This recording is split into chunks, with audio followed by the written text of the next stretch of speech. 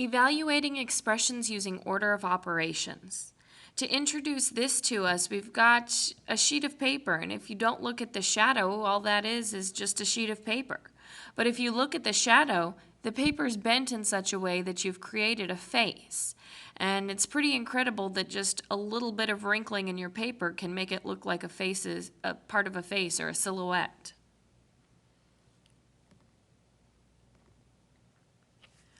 When you're talking about order of operations, you have to remember the basic pieces. First, you have parentheses.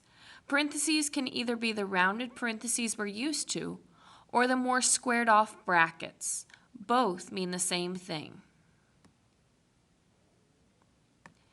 After you've completed all operations inside your parentheses, you'll next turn to your exponents.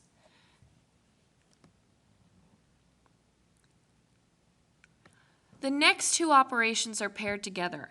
Multiplication and division, they've been BFFs since kindergarten, and they're really, really nice to each other. So because they're so nice to each other, they always go left to right. Whichever one happens first is the one you do first. Very same thing with addition and subtraction. They really like each other. They hang out together all the time, so they're not going to really care if one goes first sometimes and the other goes first another time. Whichever one happens first, left to right, is the one you perform first. There's two ways to remember the order of operations, or two common mnemonics. The first one is PEMDAS, and that simply takes the first letter of parentheses, exponent, multiplication, division, addition, subtraction, and turns it into kind of a nonsense word.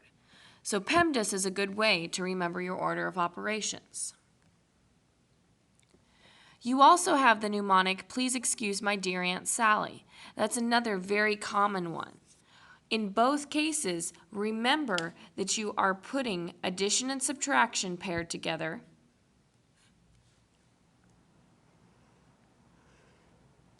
and that you are putting multiplication and division paired together.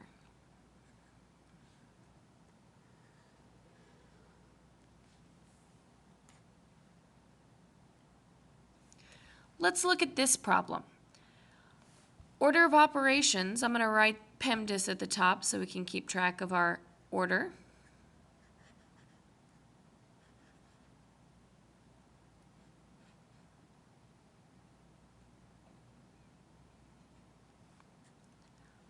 Order of operations says we need to do our parentheses first.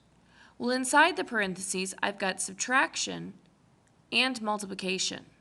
So by the order of operations, I'm going to have to get rid of my multiplication before I get rid of my subtraction.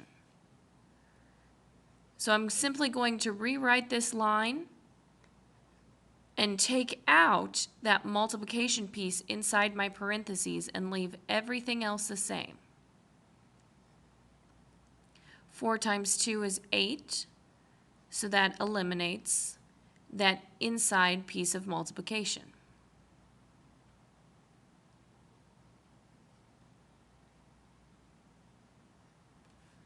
I still have not completely eliminated inside my parentheses, so I'm going to go ahead and do that with my second step. Taking 12 minus 4 leaves me no other operation, so I no longer need my parentheses.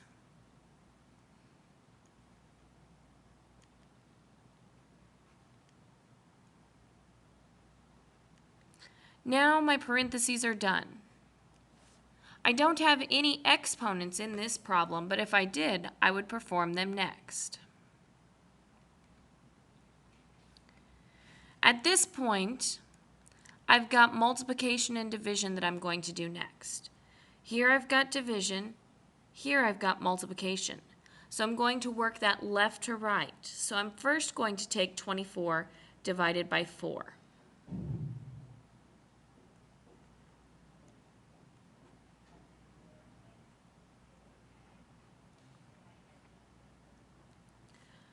Next, I'll finish out that step by performing my multiplication.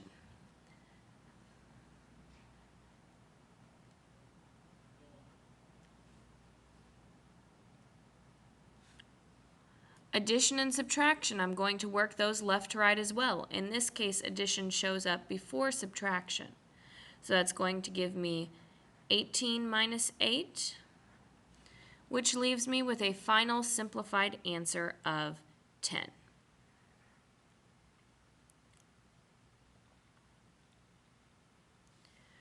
Your turn to try this problem.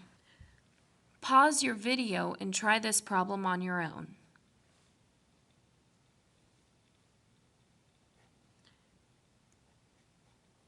Did you get 17? If you did, give yourself a mustached smiley face.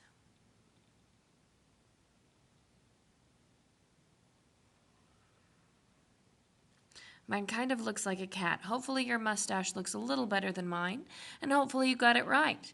If you didn't on the first try, give yourself an X.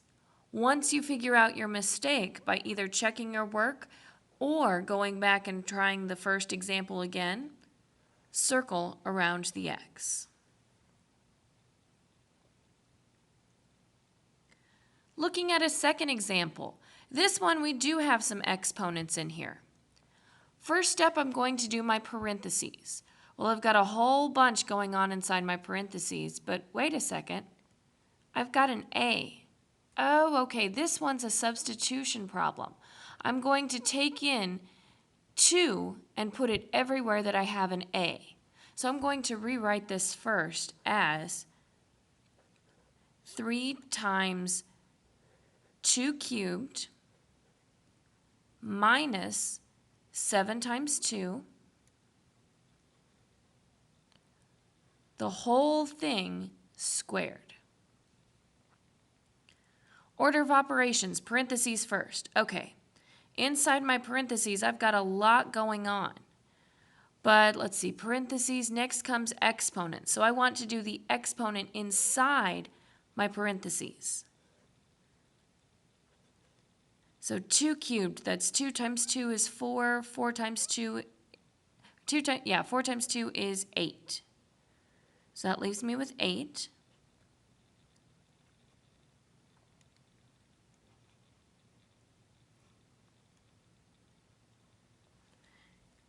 Next step, inside the parentheses, I'm multiplying, subtracting, multiplying. I can go ahead and do both of those multiplication pieces next. So that leaves me with 24 minus 14. And I'm going to square that still. 24 minus 14 leaves us with 10. At this point, I don't need the parentheses any longer because I've completely eliminated all the math kind of stuff going on inside of them. Now, I simply have 10 squared, and 10 times 10 is 100.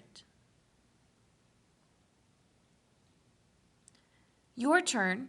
Substitute 6 in for W and try this problem on your own. Make sure to pause your video.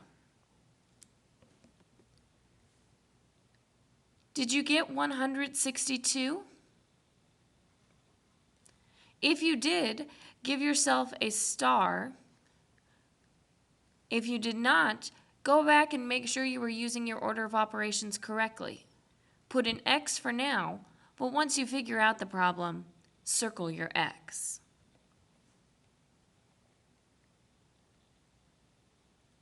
Here are your 3 homework problems. Make sure you show all of your work. For these problems, the X's will represent multiplication, not a variable.